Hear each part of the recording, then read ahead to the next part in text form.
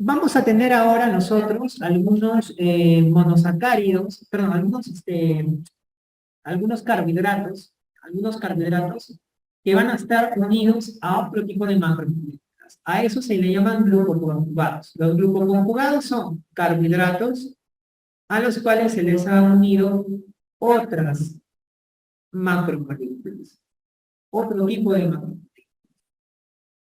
Entonces, estos son importantes los glucoconjugados porque van a ser un componente importante dentro de lo que es la membrana celular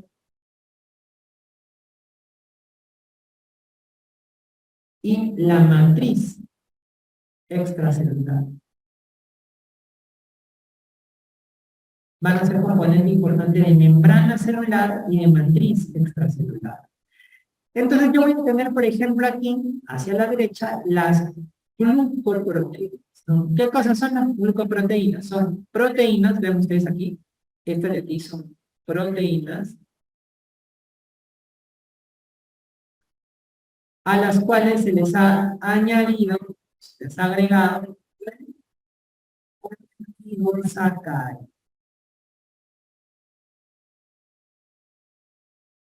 Y son componentes importantes de membrana. Por ejemplo, van a funcionar como antígenos. Eso quiere decir que estos van a permitir ser reconocidos como señales que se van a reconocer, que van a permitir la interacción, por ejemplo, con otras células. Entonces, es importante este tipo de glucoconjugados.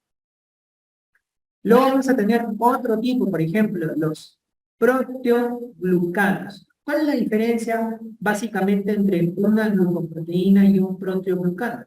La diferencia básicamente es que el proteoglucano, si bien va a estar formado por una parte proteica, la parte de carbohidrato básicamente va a ser una glucosamina.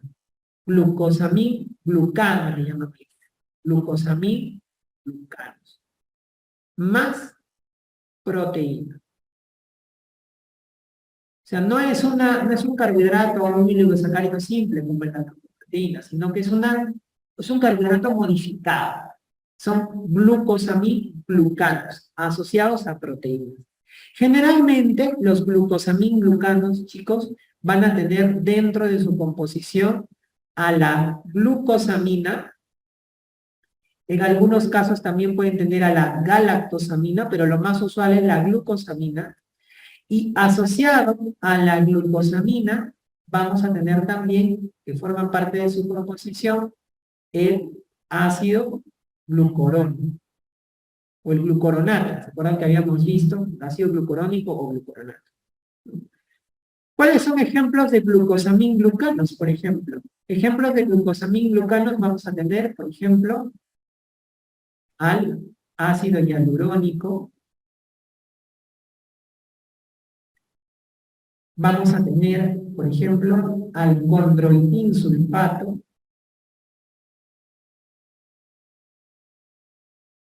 Y estos componentes, el ácido hialurónico, el condroitin sulfato, que son carbohidratos que van a estar modificados dentro de su composición, van a tener glucosaminas, van a tener ácido hialurónico, se van a unir a una proteína.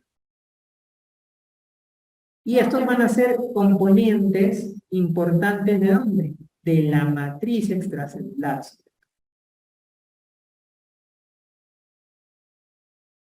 De la matriz extracelular. Y a diferencia de las glucoproteínas, que suelen ser oligosacáridos, los proteoglucanos son carbohidratos más grandes, más largos, más pesados, a diferencia de los oligosacáridos. Y finalmente vamos a tener otro grupo que son los glucolípidos. ¿Qué cosas son los glucolípidos? En este caso específicamente los glucosfingolípidos son aquellos a los cuales, aparte del carbohidrato, se les ha sumado un esfingolípido.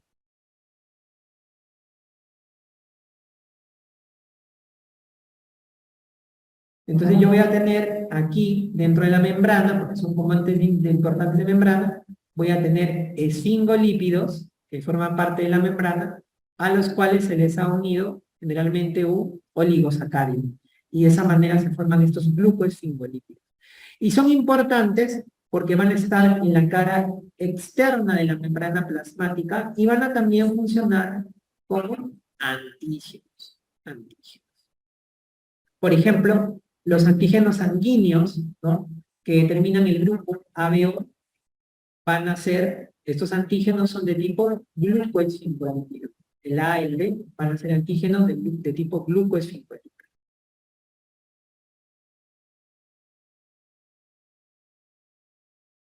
¿Cuáles son las funciones de los carbohidratos? Los carbohidratos, básicamente, la principal función de los carbohidratos va a ser la función energética. Esa va a ser la principal función, energética. Y cuando ustedes hablen de energía, no pueden olvidarse de la glucosa. La glucosa es el principal combustible que tenemos nosotros. Cuando ustedes le dicen, ¿cuál es el combustible del ser humano? La glucosa. Esa es la principal fuente de energía. Por eso es la principal función que tienen los carbohidratos. La segunda función que van a tener los carbohidratos va a ser una función de reserva, que va a estar dada básicamente por ¿quiénes? Va a estar dada por el glucógeno, que va a reservar la glucosa en los animales, y el almidón, que va a reservar la glucosa en los vegetales. Una tercera función de los carbohidratos va a ser intermediarios del metabolismo. Entonces, muchas veces nosotros vamos a ver que compuestos derivados de los carbohidratos van a estar formando parte del metabolismo en general. No solamente del metabolismo de los carbohidratos en sí, sino también vamos a ver que pueden participar en el metabolismo de los lípidos. Entonces, van a ser intermediarios del metabolismo. Van a tener una función, perdón, estructural, ¿no? Por ejemplo, lo que les decía, la celulosa, la quitina, o por ejemplo, estos glucoconjugados que forman parte de la matriz extracelular, ¿no? Los proteoglucanos, por ejemplo, ¿no?, que forman parte de la matriz extracelular que le dan la estructura a los tejidos. Van a ser también parte importante de otras moléculas más complejas, como por ejemplo, vamos a ver que los monosacáridos los vamos a encontrar, por ejemplo, en los ácidos nucleicos, ADN, ARN, vamos a encontrar azúcares, como por ejemplo la ribosa o la desoxirribosa, que es un azúcar modificada. Entonces, estas son las funciones que van a tener los carbohidratos. Pero cuando ustedes ven carbohidrato, la función principal es la función energética. Esa es la función principal, la principal fuente de energía que nosotros. ¿Cómo se hace la digestión y absorción de los carbohidratos en este caso? Entonces, nosotros vamos a ingerir los carbohidratos, usualmente, nuestra fuente principal va a estar compuesta por carbohidratos de tipo vegetal. Entonces vamos a tener el almidón, vamos a tener que va a estar compuesto por amiloso, por amilopectinas. Y el primer contacto que vamos a encontrar nosotros para la degradación va a ser esta enzima, que es la famosa tialina o la amilasa salival. Las glándulas salivales dentro de la composición de la saliva van a formar esta enzima que es la tialina o amilasa salival, que va a ser el primer punto de degradación de los carbohidratos. Entonces, a nivel de la cavidad bucal vamos a tener que compuestos como por ejemplo el almidón, que es uno de los principales, vamos a transformarlo a través de la acción de esta enzima en oligosacáridos, que son carbohidratos más pequeños, ¿no? O incluso pueden llegar a degradarse hasta disacáridos, como por ejemplo la maltosa. Este primer contacto que se ha producido a nivel de la cavidad bucal va a continuar a nivel de ¿dónde? A nivel del intestino. A nivel del intestino es donde va a continuar la siguiente degradación de los carbohidratos, básicamente a nivel del duodeno, donde toma contacto con la secreción pancreática. ahí tenemos otra enzima, que es la amilasa, pero la amilasa pancreática. Entonces, la amilasa pancreática es mucho más eficaz y más potente que la amilasa salival. La amilasa salival tiene cierta acción, pero donde se va a producir realmente la mayor degradación de los carbohidratos va a ser en el duodeno por contacto con la amilasa pancreática. De esta manera, casi la mayor parte, la totalidad del almidón se va a degradar hacia disacáridos y posteriormente van a viajar hacia el intestino, donde en el intestino van a tomar contacto con disacaridasas que se van a encontrar a nivel del borde del cepillo del intestino, de los enterocitos, para poder transformar los disacáridos en monosacáridos, ¿no? Y vamos a un esquema mucho más específico. Aquí vemos, nosotros generalmente consumimos, como decía, lo principal suele ser almidón, lo que nosotros consumimos. En menor proporción también podemos consumir glucosa, lactosa o sacarosa, de forma aditiva a los alimentos, pero usualmente lo que consumimos más, carbohidratos, es almidón. Va a tener la acción de las amilasas, primero las salivales, luego las pancreáticas, hasta formar disacáridos. Finalmente, todos los disacáridos llegan al borde del cepillo. ¿Cuáles son los disacáridos? Maltosa, lactosa, sacarosa. Esos son los tres principales disacáridos. Y yo voy a tener allí enzimas que van a hacer o van a degradar específicamente estos disacáridos. Entonces voy a tener, por ejemplo, la maltasa va a degradar a la maltosa. La lactasa va a degradar a la lactosa.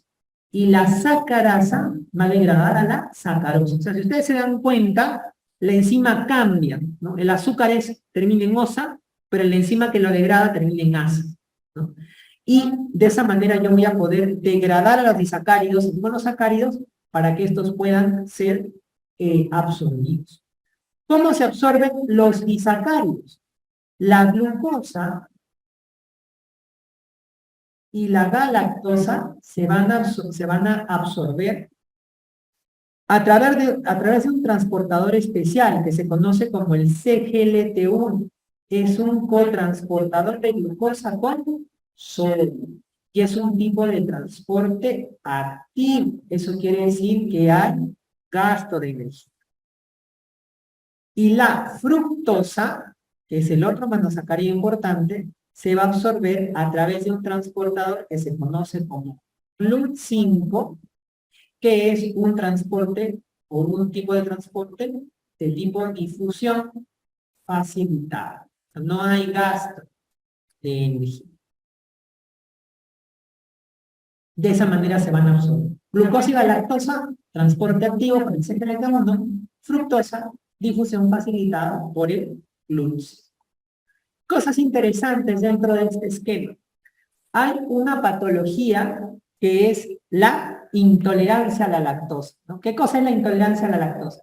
La intolerancia a la lactosa es aquella patología en la cual hay una deficiencia, ¿de qué enzima? Deficiencia de la lactasa. Deficiencia de lactasa.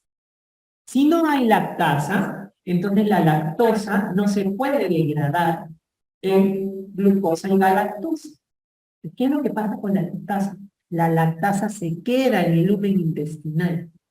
Entonces se queda ese azúcar en el lumen intestinal. ¿Y qué sucede? Entonces no se puede absorber porque nosotros absorbemos solo monosacáridos. Se queda en la luz del intestino y en la luz del intestino es chequeada por ¿quiénes? Por las bacterias gastrointestinales. Nosotros tenemos bacterias que son bacterias saprofíticas, buenas, que están en nuestro intestino. Entonces la ven, sobre todo cuando llegan al colon, la ven y dicen, ah, mira, vamos a utilizar esa lactosa. Fermentan la lactosa. Las bacterias del colon fermentan la lactosa. ¿Y qué pasa por la fermentación de la lactosa? Se empieza a producir mucho gas. Se empieza a producir diarrea. Entonces el paciente que tiene intolerancia a la lactosa, se le distiende el estómago, tiene muchos gases, viene cólico, ¿no? Va al baño por diarreas constantes que se van a producir cuando el paciente ha consumido previamente, unas 2 horas anteriores, Hay un producto lácteo, producto que tiene lactosa. Esa es la intolerancia a la lactosa. ¿Por qué? Porque se carece de la lactasa y entonces la lactosa es fermentada por las bacterias y se generan todos los síntomas gastritis. Entonces, esto y representa un dato importante, por ejemplo, en cuanto a la patología, ¿no? Y vamos a ver esta última lámina que nos va, para la sesión del día de hoy, que nos va a dar pie para poder retomar a la siguiente clase con lo que es ya el metabolismo de los carbohidratos. Esta lámina resume cómo es el metabolismo de los carbohidratos y qué es lo que vamos a desglosar en la siguiente clase. ¿Quién es la protagonista, chicos? No se deben olvidar. La protagonista del metabolismo de los carbohidratos es la glucosa. Y en realidad yo diría de todo el metabolismo, la glucosa es la protagonista, ¿no? Entonces, todo parte de la glucosa. Cuando yo veo este gráfico, ¡pum!, mis ojos van a la glucosa para poder entender. La glucosa, yo la voy a poder degradar para poder obtener energía, porque yo les había dicho que la glucosa es la principal fuente energética. Entonces, existe un primer paso en el cual yo voy a degradar la glucosa y la voy a convertir en otro compuesto que se llama piruvato. Ese proceso de degradación de la glucosa en piruvato, que es el primer proceso de degradación de la glucosa, se llama glucólisis.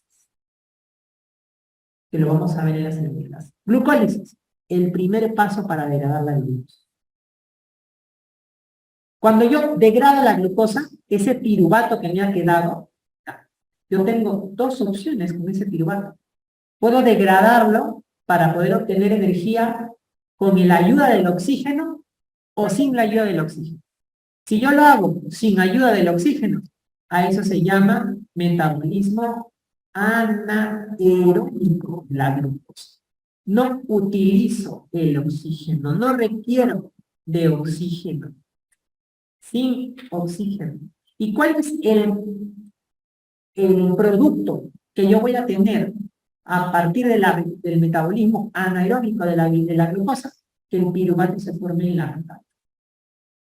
La formación del lactato. Lo vamos a ver también en una lámina. Otra posibilidad, el piruvato va a poder ingresar a un metabolismo aeróbico. ¿Qué significa aeróbico? Que sí requiere oxígeno, con oxígeno. ¿Cómo lo hace ahí? Lo hace formando del piruvato una estrella, una segunda estrella, la glucosa es la primera estrella, la segunda estrella es la acetilcoenzima. La acetilcoenzima se forma a partir del piruvato. Esa acetilcoenzima ingresa a un ciclo, que es el ciclo de Krebs, que lo vamos a ver nosotros, también conocido como el ciclo del ácido cítrico o de los ácidos tricarboxílicos, que también lo vamos a ver en la siguiente clase. Y posteriormente a ese ciclo de Krebs va a ingresar a un sistema de transporte electrónico que me va a permitir generar finalmente energía ATP. Ahora, eso es en cuanto a la degradación de la glucosa para poder obtener energía. Pero vean ustedes también que yo voy a poder formar glucosa. ¿Ah, sí? ¿Cómo vas a formar glucosa? Ah, pues yo tengo una vía que se conoce como la vía de la gluconeogénesis. ¿Qué cosa es la gluconeogénesis? Es formar glucosa a partir de otros compuestos. ¿A partir de quiénes? Vean, chicos, aquí. A partir del piruvato. El piruvato puede volver a convertirse en glucosa. ¿Quién más, doctor? Aminoácidos. ¿Se acuerdan ustedes que yo le dije que habían algunos aminoácidos glucogénicos? Ah, están, pues, esos son los aminoácidos glucogénicos. Ingresan aquí, su esqueleto carbonado. Después que se les ha quitado el grupo amino, ese esqueleto carbonado de estos aminoácidos se convierte en piruvato y ingresa para poder formar glucosa a partir de ellos. Entonces, ese proceso se conoce como gluconeogénesis, formación de glucosa a partir de otros compuestos. Ahora, doctor, ¿todo es degradación de glucosa? ¿Todo es formar glucosa? No, recuerden que la glucosa yo también la puedo almacenar. Entonces, la glucosa yo la almaceno dentro de mi organismo como glucógeno. El glucógeno es la principal forma de almacén de la de la glucosa. ¿Cómo se llama ese proceso por el cual yo formo glucosa? O sea, agarro ladrillitos de glucosa y los uno para formar esa estructura ramificada que es el glucógeno. Se llama glucogénesis. Formación de glucógeno. No se vayan a confundir. Una cosa es gluconeogénesis y otra cosa es glucogénesis. Son dos cosas diferentes. Lo vamos a ver también. Doctor, ¿y qué pasa si yo ya no tengo glucosa y tengo mi reserva? ¿La puedo degradar? Sí, claro. El proceso de ruptura del glucógeno para obtener glucosa se llama glucogenólisis. Rompo el glucógeno para poder obtener glucosa. Ah, mire qué interesante. Doctor, ¿y la glucosa también me servirá para algo más? Sí, claro, la glucosa yo la puedo transformar, la glucosa que es una hexosa, yo la puedo transformar en una pentosa. Sí, la puedo transformar en una pentosa, doctor. Sí, la puedo transformar en una pentosa a través de la vía de las pentosas. Ah, doctor, ¿y para por qué eso es importante? Porque yo necesito la ribosa. Recuerden que la ribosa es una pentosa. La ribosa es un azúcar que está dentro de los ácidos nucleicos. Yo necesito formar ribosa. Entonces, ¿de dónde me agarro? De la glucosa. De la glucosa me voy a agarrar para formar ribosa, que voy a utilizarlo luego como parte de los nucleótidos de la célula. Entonces, de esta forma es una mirada general al metabolismo de la glucosa. Y lo que vamos a hacer en las siguientes clases es hablar un poquito de cada uno de estos procesos que yo les he mencionado para que podamos entender un poco más el metabolismo. Bueno, chicos, hasta aquí nos hemos quedado en la clase del día de hoy. No sé si hay alguna pregunta, ya sea aquí presencial o en el streaming, en el chat, para poder resolverles la duda. Entonces, a ver si hubiera alguna pregunta, si podemos activar el chat, o aquí si tienen alguna pregunta para poder ayudarlos.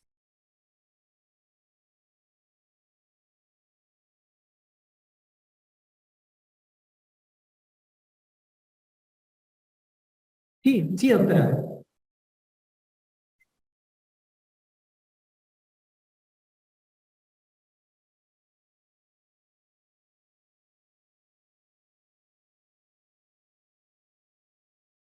La doctora me pregunta por el lactato, ¿no? Ella, en las revisiones que ha hecho de algún tema, ha visto que, por ejemplo, cuando el lactato se acumula en sangre, ¿no? Es peligroso. Y ella ha visto que se relaciona con ciertas situaciones, como por ejemplo shock, situaciones incomplicadas. Sí, ahí vamos a ver cuando lleguemos al metabolismo anaeróbico, qué cosas suceden con el lactato. El metabolismo anaeróbico de la glucosa, como vamos a ver en la siguiente clase, es una forma rápida que tiene la célula para poder obtener energía. Porque si yo les digo así a simple vista, ¿no? ¿Cuál es más rápido? ¿La vía anaeróbica o la vía aeróbica?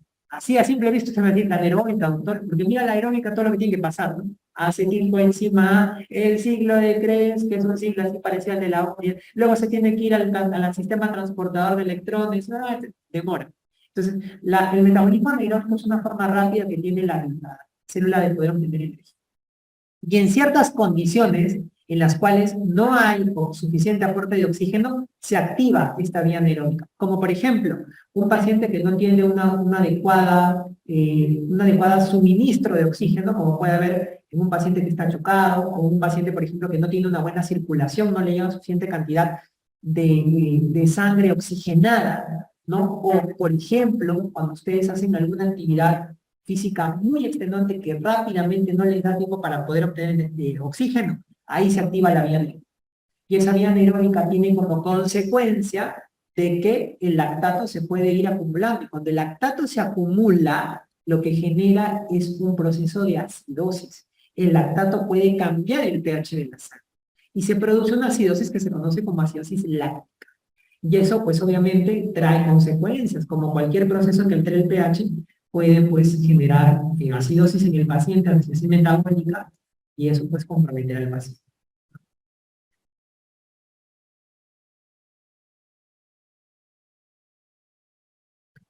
Cuando tú tienes la desaminación oxidativa, tú vas a tener,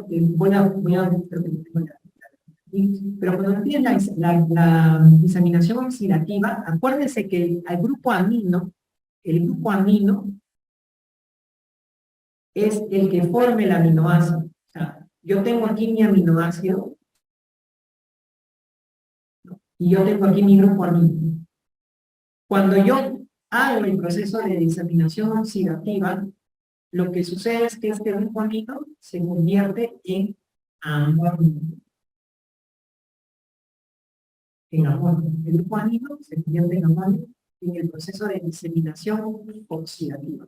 Amino es el grupo que está formando parte de la proteína. El grupo amonio es el que ya se produce por el proceso de la disaminación oxidativa.